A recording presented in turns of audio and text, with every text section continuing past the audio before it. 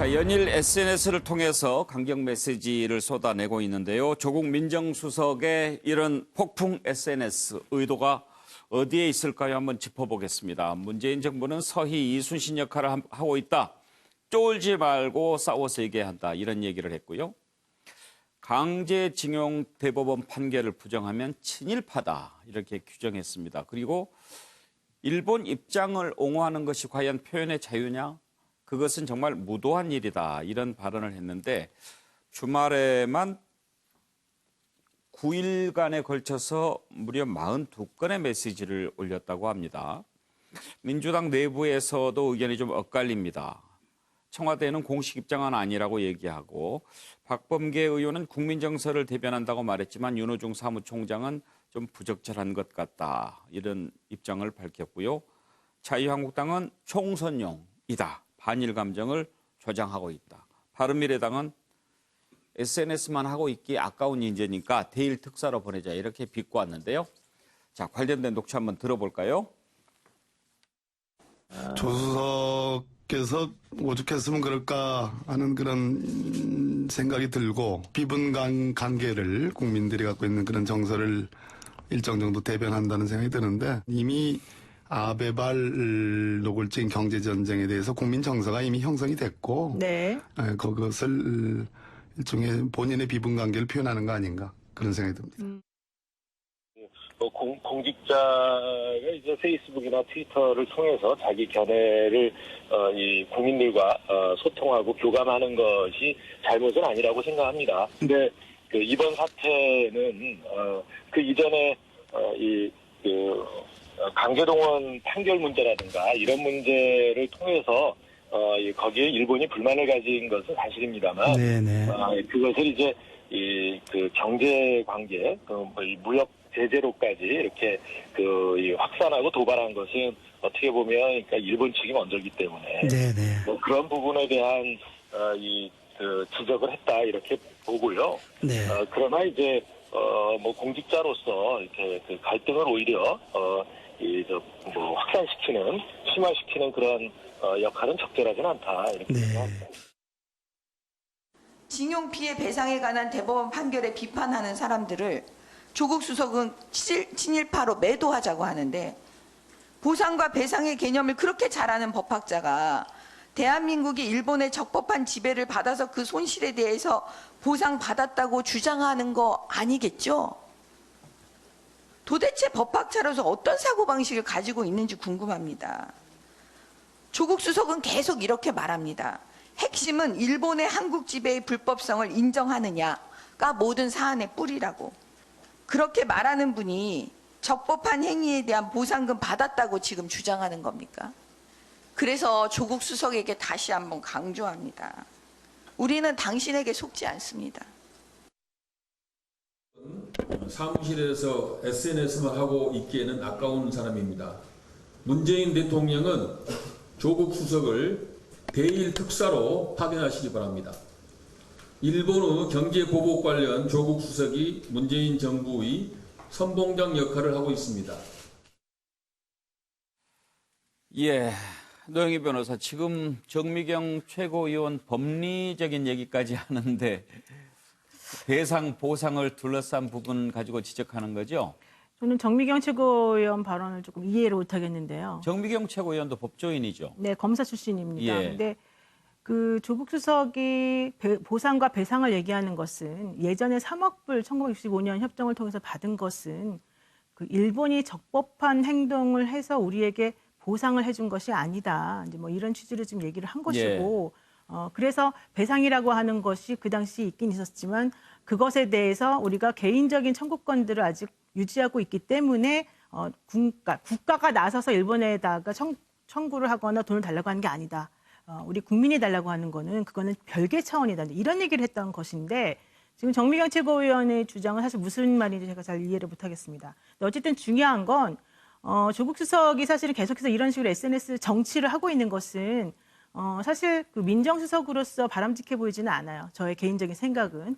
그렇지만 아마도 그럼에도 불구하고 현재 시점에서 지금 이 아베 정권이 보여주고 있는 이런 그 안하무인의 행동에 대해서 아마 조금 분기탱천에서 얘기를 하는 것 같고 예. 그런 의미에서 법학 교수로서 본인이 가지고 있는 이런 그 법리적 시각이나 해석을 조금 설명하고 싶은 마음이 더 컸기 때문이 아닐까라고 생각을 합니다. 예. 그래서 아까 이제 양무석 박사도 말했지만 자꾸 이 그 포인트나 총구를 자꾸 다른 곳으로 돌리지 말고 실제 우리가 어떤 식으로 단합해서 외부나 일본에 대해서 어떻게 행동해야 되는지를 조금 방향을 설정해서 같이 협심해서 나가는 게 필요하다. 이런 선에서 얘기하는 것 같고요.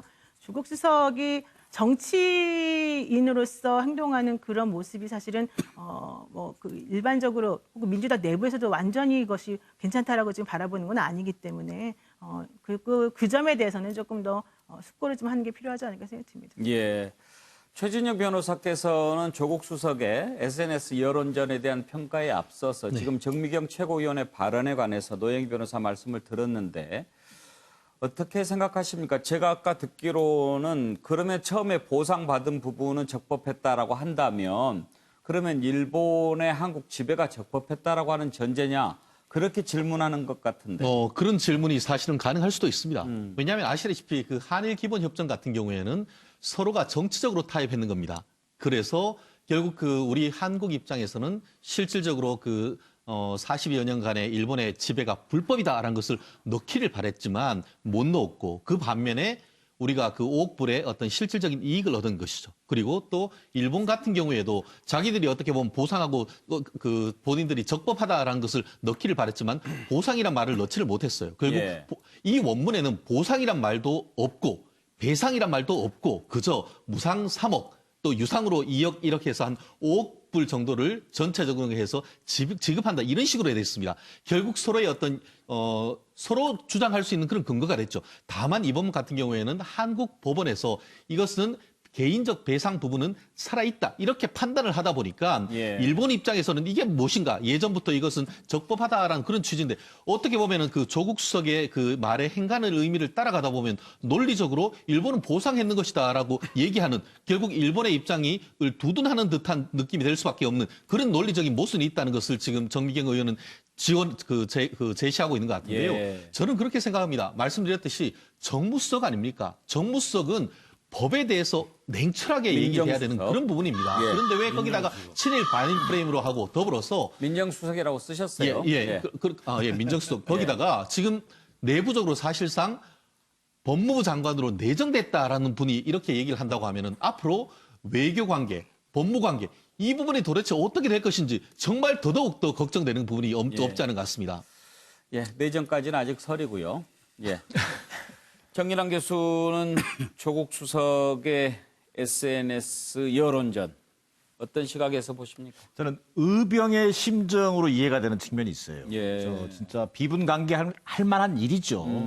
실제 일본 언론이 우리 정부를 비판하는 것을 넘어서서 심지어는 문재인 정권 교체까지 그런 의도까지를 지금 거론하고 있는 상황이잖아요. 예. 어찌 보면 탄핵을 언급한 건데 이런 문제에 대해서 정말 비분관계하고 진짜 의병이라도 하고 싶은 심정이죠.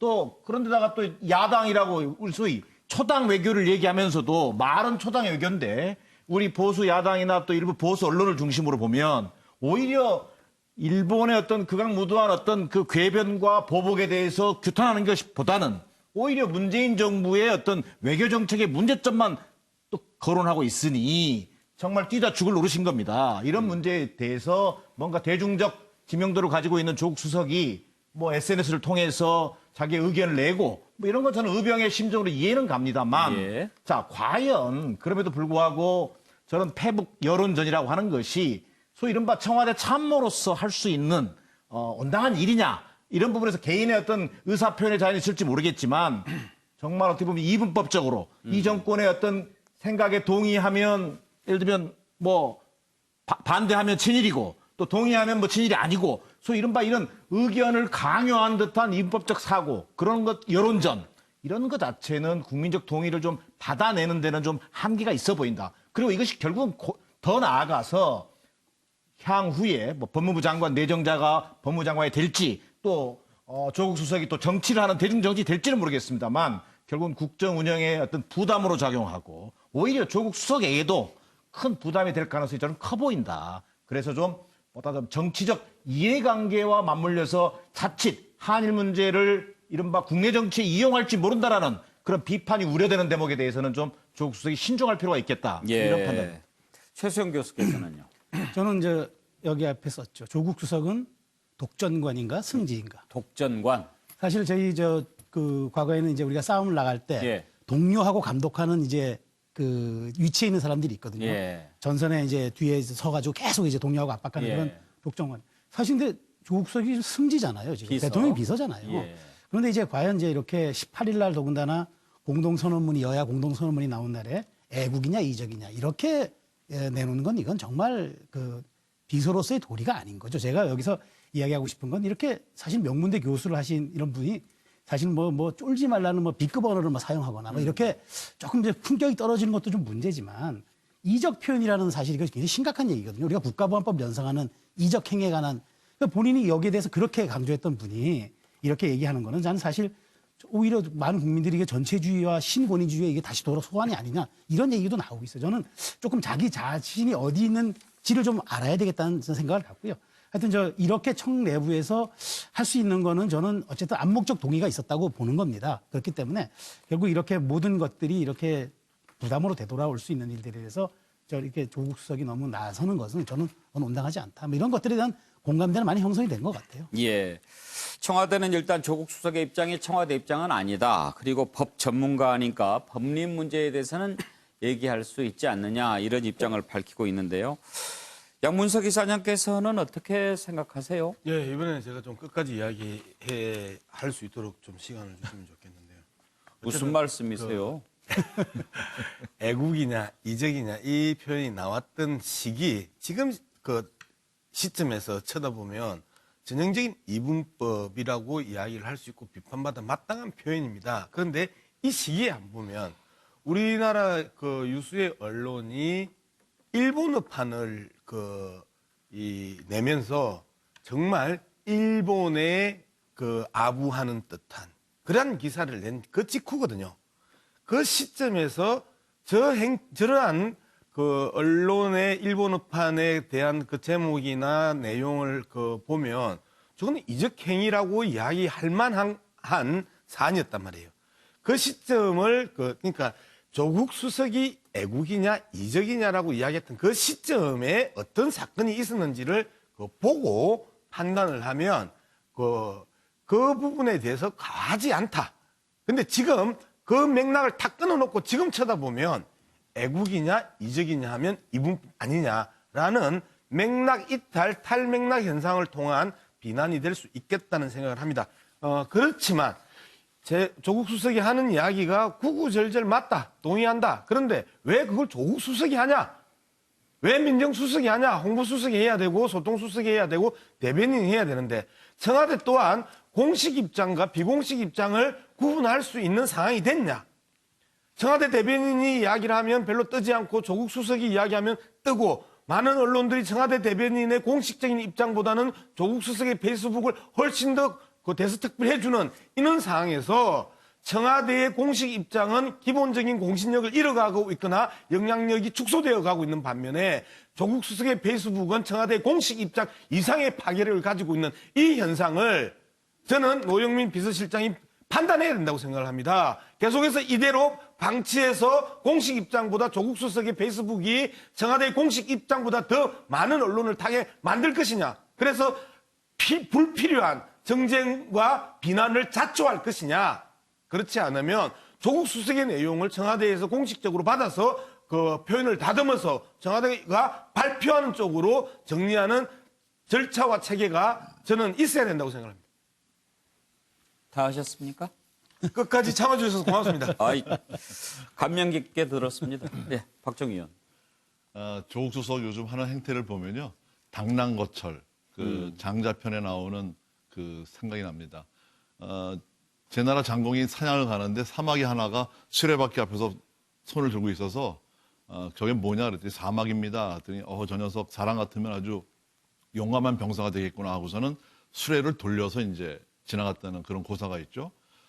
조국 수석이 하루에 4건의 SNS를 올려요. 그러면 하루에 적어도 빨리 써도 한 1시간에서 1시간 반 정도는 아마 걸릴 겁니다. 그 시간에 뭔가 생산적인 일을 하지 않고 분파적인 일들 이걸 하고 있어요. 저는 조국 수석이 평생 생산성 있는 일을 뭘 했는지 묻고 싶어요. 그리고 본인이 하는 인사검증이라든가 청와대에서 제대로 본연의 일이 인사검증을 제대로 못해서 비판이 있을 때 SNS에 올려서 그게 어떻게 된 거라고 얘기했다는 걸 저는 한 번도 들어본 적이 없어요. 전공도 아닌데 할 일도 아닌데 지금 대일 무역 전선의 최전선에 있는 어떤 문재인 대통령의 호위무사 역할을 하면서 어떻게 보면 자기 정치를 하고 있는 거예요, 지금. 서희나 이순신을 들먹거리는데 지금 국민들이 볼 때는 이순신이나 서희가 문재인 대통령이 아니고 그런 전란을 야기한 선조가 문재인 대통령 아니냐 이렇게 하는 여론도 있지 않습니까? 그리고 이런 법적인 연원이라든가 이게 쭉 오기에 보면은 국민들이 오해하지 않도록 여러 가지를 그러면 법적인 문제에서 달아서 설명을 제대로 좀 해주던지 지금 이 문제가 풀리지 않으니까는 경제인들이 일본 가서 지금 부품을 긁어 모으는 이런 참혹한 현실에서 국민 경제의 명운을 쥐고 있는 이 엄중한 사태에 유치한 편가르기를 하고 있는 거거든요. 예. 저는 그 부분에서 오늘 우리 패널들이 입장이 좀 조국 수석이 입장이 좀 잘못했다고 전부 다 공감대를 모았는데 정말 반성해야 됩니다. 글쎄요, 정일환 교수, 비서는 말이 없다 이런 얘기가 있잖아요. 그만큼 이제 비서는 좀 자제하고 비서가 얘기하면 대통령이 얘기한 것처럼 받아들여질 수 있으니까 좀 말을 자제하는 편인데 청와대가 민주적으로 운영된다는 것일까요?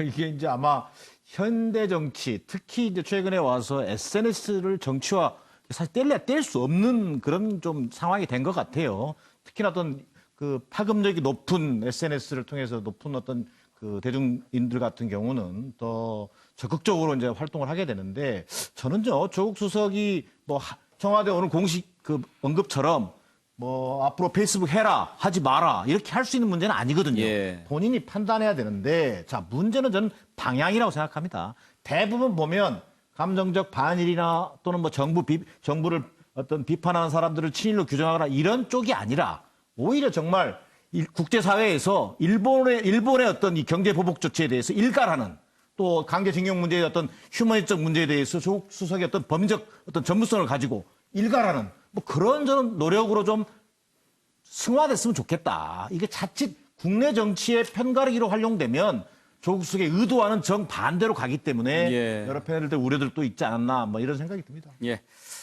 뭐든지 지나치면 안 좋죠. 다음 이슈로 넘어가겠습니다.